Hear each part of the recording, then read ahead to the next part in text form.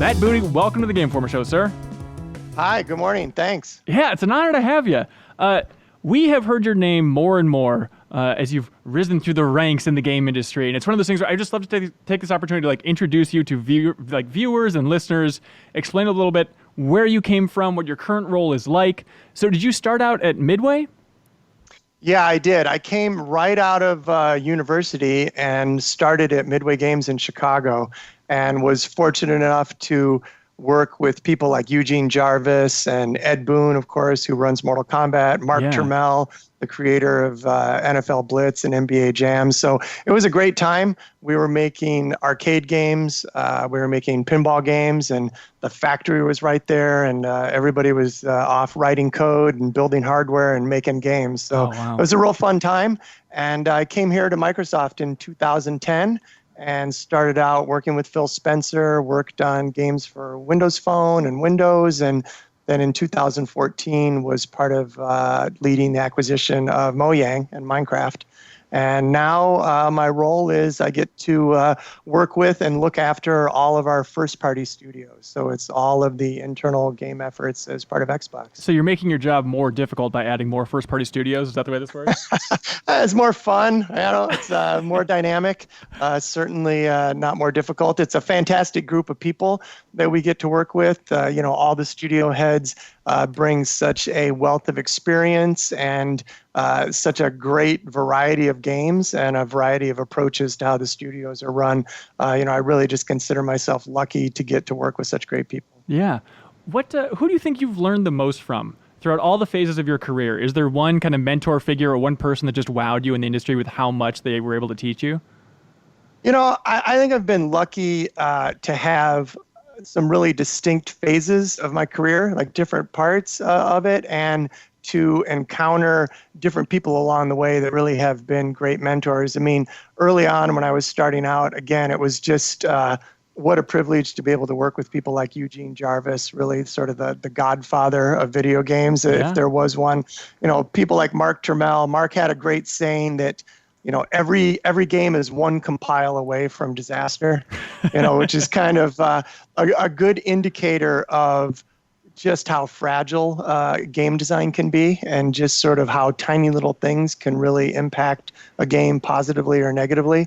I really learned a lot from him.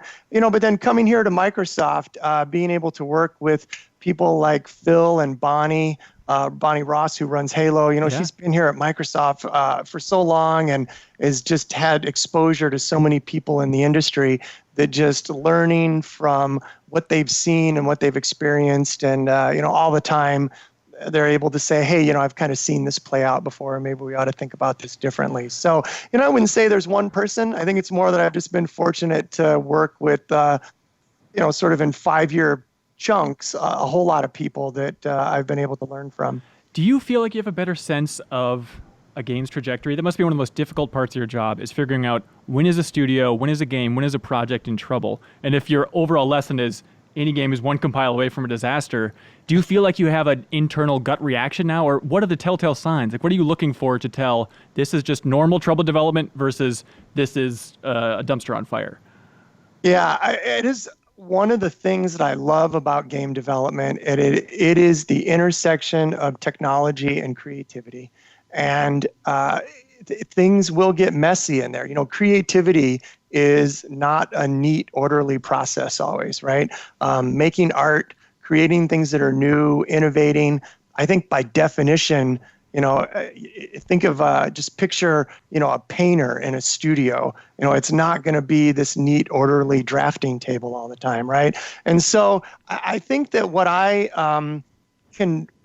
I can add value to the teams is mostly just what I've seen and the experience that I've had, mostly of seeing where things can go wrong and having a sense of that difference that you point out of where is there healthy tension and where is it sort of natural for things to be a little unorganized and messy versus where is there something systemic, where are we missing resources, where is a team kind of getting bad direction? And I think it's not any magical crystal ball. I think it just comes down to having seen a lot of scenarios play out and having a sense of, I've seen this before, maybe we ought to pause and just make sure we're on the right track. When you do that pause, like what plays are in your playbook?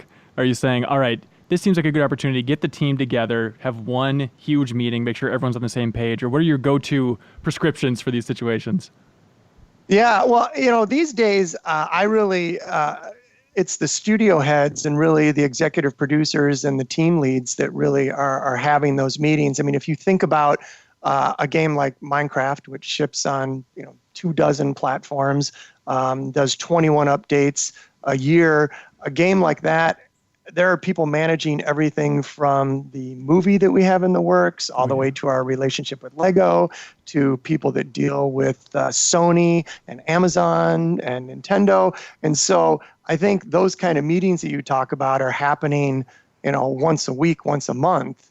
And it's very rare that, that these days I get involved. Mostly what I try to do to be helpful is to really just ask, where are their alignment problems? I think it's my job to set what the high-level goals are, that what we're trying to accomplish as first party. And if something is feeling a little bit off the rails, what can I do to provide clarity about what we're trying to accomplish, to let the team know that they're supported and we're here to give resources. And then also sometimes just to provide a little bit of outside perspective. I have the privilege of being allowed to get very close to the game teams, but at the same time, my role is really more about trying to stay in orbit as opposed to, down there on the ground getting in the way. So do you ever, that's how we approach it. Yeah, not interfering with individual studios, but do you ever miss being down on the ground? Do you ever want to get your hands on even programming again, stuff like that? Yeah, I do miss it. I kind of have a rule that I really try to stay out of game design. I don't want to be the executive who kind of flies in like a seagull and says, make this bigger, make that smaller, make this red, make that blue. But at the same time, it's something I really enjoy. So to sort of get it out of my system, I do a lot of that at home. I spend a lot of time writing my own game projects. I post a lot of stuff on LinkedIn about my projects. I do write a fair amount of code still. I've got my own copies of Autodesk and Unity and Photoshop, Creatives, everything, at home. And I try to channel my energy that way so I don't show up at work as the frustrated game designer. That's really helpful. So do you actually let people play these little game jam games that you're creating? Yeah, usually they're just little projects I do. I think, one of the things, I'm working on this silly little thing right now, which is one of the games I loved back in the day was Choplifter. Yeah. And I love working in the Vive and I love Unity. So I was thinking of making this little VR Choplifter thing. I posted some stuff on Facebook about it. And up on LinkedIn, I've got, I always try to just do little write-ups about the projects I do. So if you're interested, you can go check it out more there. So that's really how I share it more. And it's really for me, a lot of times people will say, hey, well, what games are you playing? What do you do at home? Most of the time, my Xbox is taken up by my wife, Kristen, who's a big gamer, and she's the one out there kind of hogging up the console. But I will be just as likely to be, up late on a Saturday night, writing code in Unity as I will be playing games. Would you ever consider like a rare replay style collection of just the Mad Booty mega collection of little Choplifter clones and stuff? Yeah, I don't know about that. I do joke around though with the game teams that if Phil ever gets mad at me and this doesn't work out, that I want a chance at a spot on a team. I'll go write some code or do some art or something. Put me to work on Halo if this job doesn't work out. Yeah. Right? I know this is an impossible question, but do you have a favorite studio to visit? A favorite first party studio? If you had to choose just one, you can't list them all.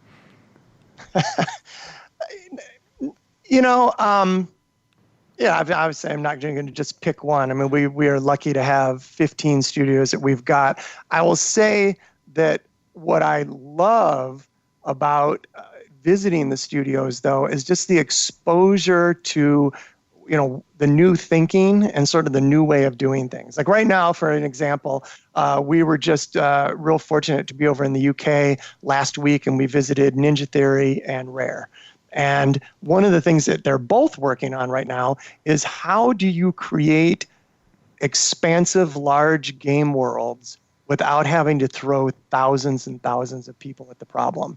And the answer turns out to be to really try to get technology in place that can be more procedural. And how do we use technology to create things that are fun and organic and are great universes to tell stories in, but can sort of build themselves. And, I'm really impressed. A lot of the game teams these days are using a tool called Houdini, which really started out in the film and visual effects world and has made its way to games. And the things that you can do, even with procedural materials and textures, like using Substance Painter. And I'm just fascinated by how these tools have made their way into game development and how the teams are using them. So for me, that's always the fun part. I love seeing the people. I love the energy of what they're working on. But it's just great to see, how this new technology and how this new way of thinking about things has made its way into the studios. Yeah. We visited Ninja Theory for the Hellblade cover story. And what was so fascinating about that cover story in general was just kind of what a freaky, bizarre little project Hellblade was within Ninja Theory, because they were still, I think they're working on 4 projects at the time. One of them was like an early version of Bleeding Edge, I think. Yeah. How important do you think Hellblade was to that acquisition? Do you feel like Microsoft would have been just as interested if Hellblade didn't perform the way it did? Well, I think Hellblade is a great thing to point out as an example, because it is just a great example of the kind of game that we are looking for from the studios that we've acquired recently, which they're not going to be 90-hour AAA games, but what they are going to be are things that are super well crafted, that will have as close to AAA production values as we get, but we're going to scope them so that they can be done well by a smaller studio. So I think, to me, the magic of Hellblade is how well it was built, how compelling its story was, but it is a masterful bit of design constraint and scoping, so that what it does really well. And it's not a 100-hour game, but the 10 to 15 hours gameplay that it is really, really well done. And so I think for us, it was more of a test case of, hey, if we were to acquire Ninja Theory and they were to just continue shipping games of the quality and scope of Hellblade, would we consider that a success? And the answer is yes. And I think that where that helps our strategy is when you think about something like Game Pass, where people are subscribing and they really want to know that there's, hey, what's next? I'm going to play this. What's coming up? Those kinds of games are great, and they're things that fit perfectly in between our bigger AAA releases. So I don't know that Hellblade was the pivot point, but it certainly was a great example or test case to prove out, what we're looking for when we acquire a studio. So there still are those other lingering projects at Ninja Theory? Like when you acquired them, they were working on a handful and you wanted to keep working on that handful instead of compiling into one? Oh, absolutely. For example, we showed Bleeding Edge on stage at E3. Yeah. That game was in development, before we even started the acquisition. And of course, we want them to continue. There's projects underway at Obsidian that we'll learn about in the future that they've already started working on. Same, with many of the studios. So I think that is exactly the goal. That if we were to say before, let's say that a studio like Ninja Theory has, somewhere around, I think, like 75, 80 people, they might have had to do some percentage of work before just to kind of keep the lights on and pay the bills, like more contract work. And I think it'd be great if we can now just take those folks, and now that they don't have to worry about that, put them on, more projects and more things like Hellblade. Yeah, for sure. So do you somewhere, whether it's a document somewhere, a whiteboard, do you have a list of just the dream big indie studios left in the industry? And whenever you're bored, you just call them up and be like, hey, Insomniac, hey, Moon Studios, how you guys doing? And just ping every once in a while to see how everybody's doing? We do have a team that looks at that, and we certainly are always kind of keeping our our ears open and trying to think about what makes sense. It is there is the kind of the reality that we want to make sure that the studios that we acquire are a healthy part of Xbox Game Studios, that we give them time to get connected. We don't want to go in and change their culture. We don't want to change how they do things, but it is our responsibility to support them to succeed. It's our responsibility to make sure that they've got the resources they need. And there is there is some rhythm and some cadence to that I don't want to get too far ahead of things where we wake up one morning and we've just built an organization that's not sustainable. So, that kind of gates it a little bit. But again, that said, we are looking at people. You brought up Moon Studios. We're super fortunate to be working with them on Ori. I think Ori 2 is going to be fantastic. I just was looking at a recent build just earlier this week. And when you think about Insomniac, obviously just a world-class studio with the stuff that they're doing. And Spider-Man was a wonderful game. And I think we're real fortunate to have, just the relationship to be able to talk with them. So it's, there's a combination of things that have to come together. Is it a studio that fits what we're after right now? Is it a studio where in their journey and their path, does it make sense for them to be acquired? It's like we don't want to go in and just sort of be heavy-handed about it. All the studios that we've acquired, I think those have happened because those studios happen to be at a point in their life cycle and in their journey as they grow that it made sense that we could enable that next step. Right. I think about Undead Labs.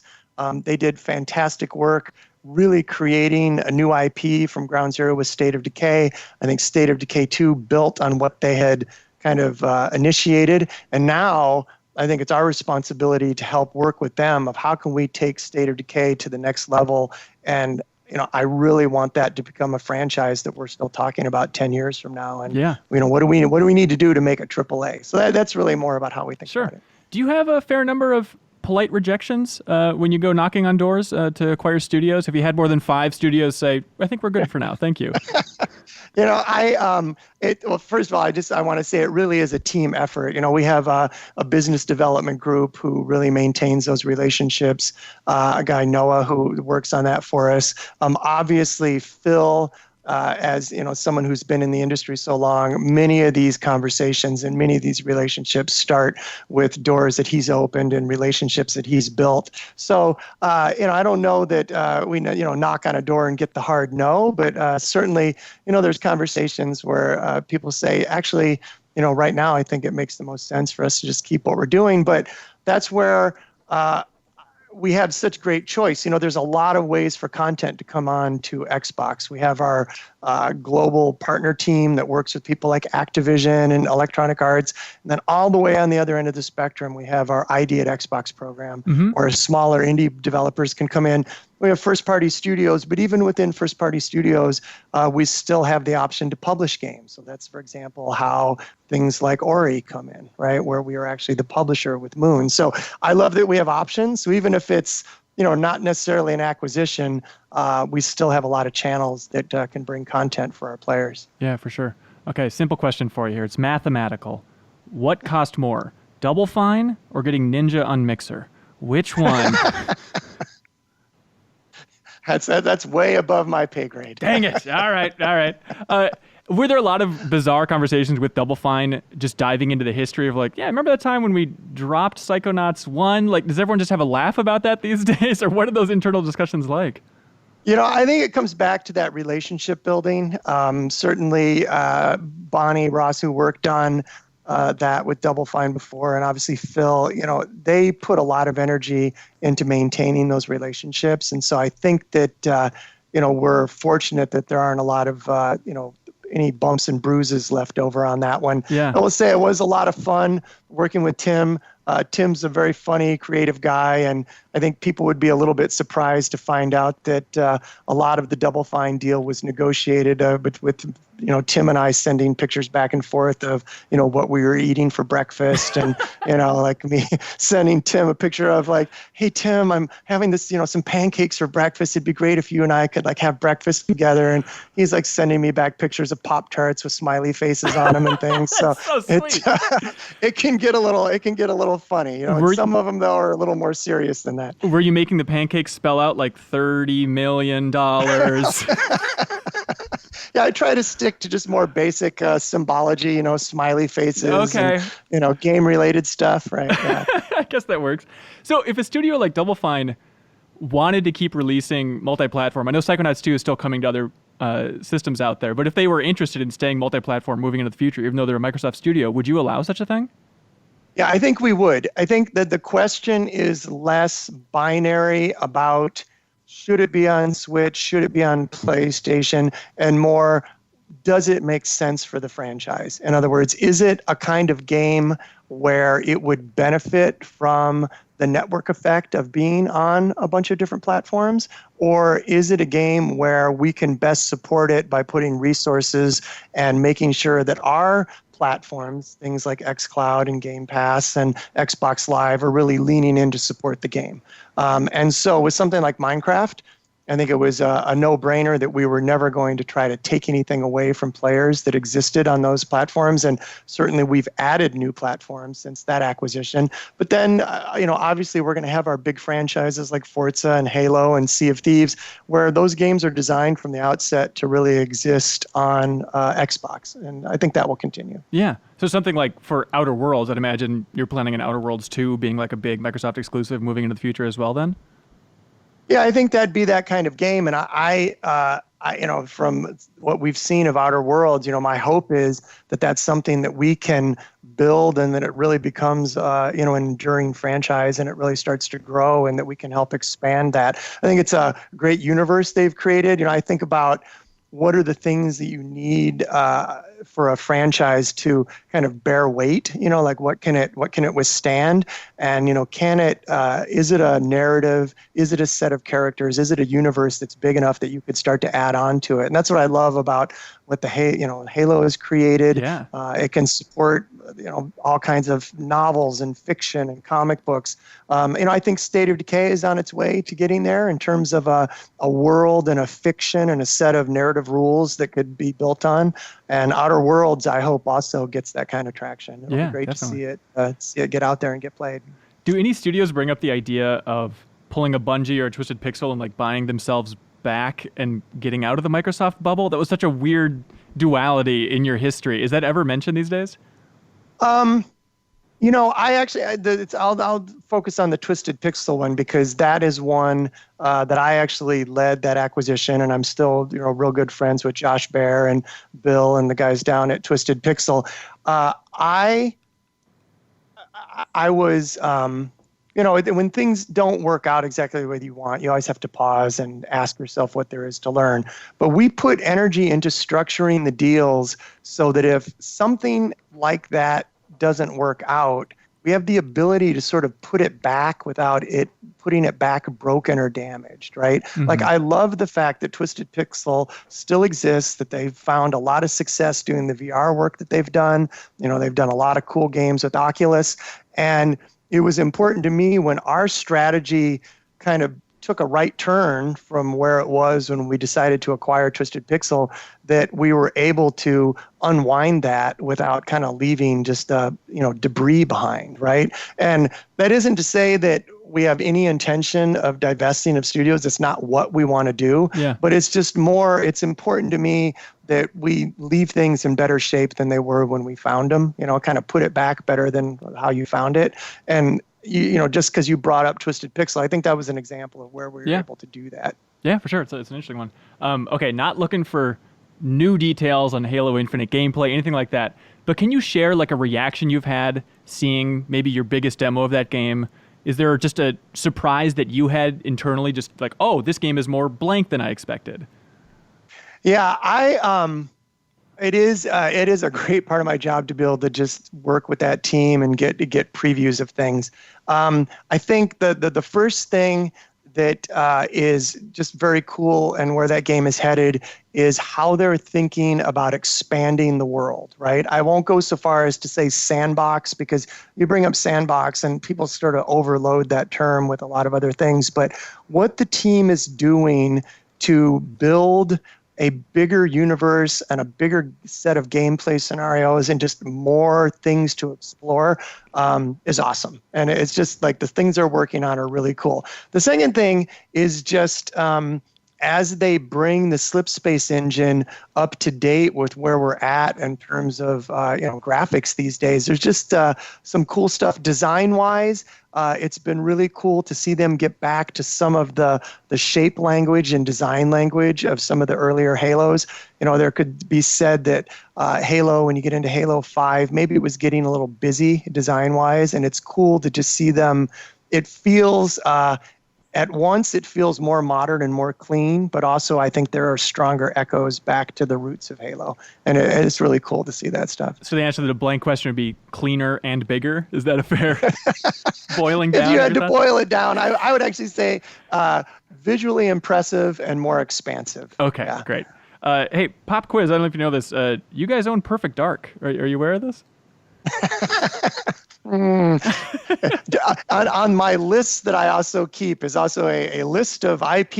It's right up there with lists of studios we'd like to talk to. So I am aware of that, yeah. That's got to be so much fun. How often do you get approached by studios, indie or whether they're owned, just begging to work on a franchise that you guys own? Because especially with these studio acquisitions, you guys own a lot of IP at this point.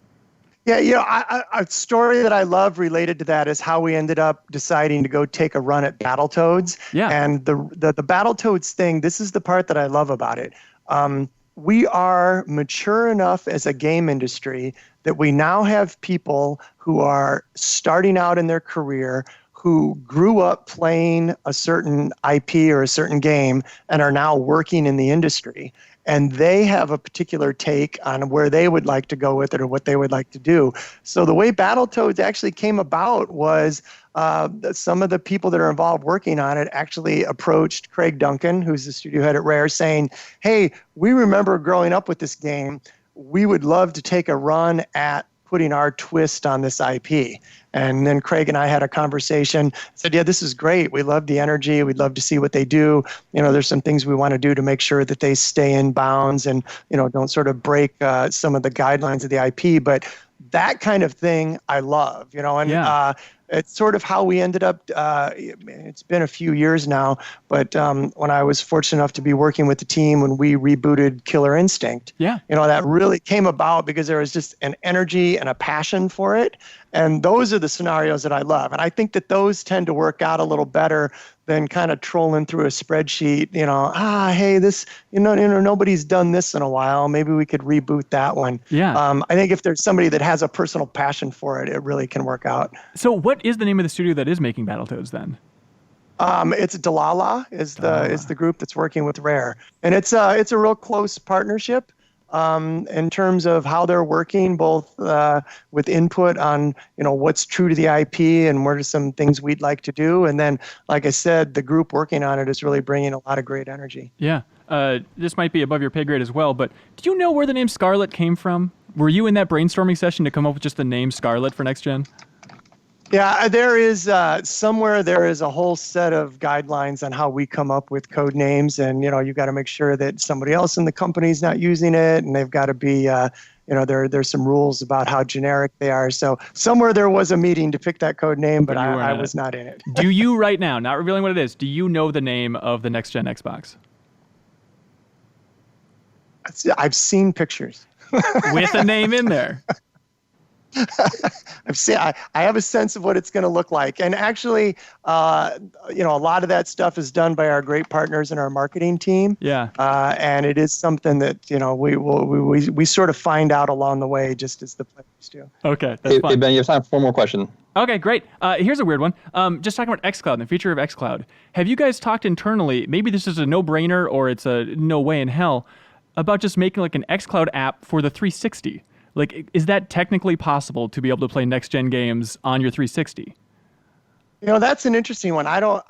We'd have to have somebody that knows weigh in more on whether it's possible. But I love the line of thinking because what you bring up is exactly the thinking of what the goal is for XCloud, which is, hey, we have this library of content. I think right now, don't quote me on this, but there are over 1,000 games currently in development for Xbox.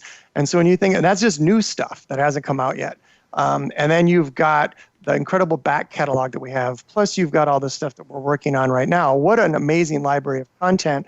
how do we surface that content to people on different devices? So how do we bring XCloud to an Android phone like we were demoing at E3? Yeah. How do we make XCloud available on tablets and small laptops? And so for you to throw out, hey, what about on 360?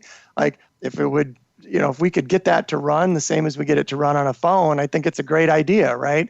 And in the spirit of what you're asking, I think is exactly aligned with what we're trying to accomplish with XCloud, which is to surface our library of content to a broader range of devices. Yeah, got it. Well, hey, Matt Booty, thank you so much for your time, man. Really appreciate it. Yeah, thank you. It's been a good talk. Thank you. Yeah, feel free to send me any files of any games you're working on. We're happy to review them at Game Informer and get you a score privately, even if you're interested. Don't listen to him, Matt. Don't listen to him, Matt. I'll keep that in mind. All right, cool. That was just a clip from a larger show called The Game Informer Show. You can find it on iTunes, Google Play, or GameInformer.com. We take the fun opportunities and exclusive information from Game Informer magazine and boil it into a show that airs every Thursday with exclusive cover story information, developer interviews, a lot of fun stuff. So come love games with us.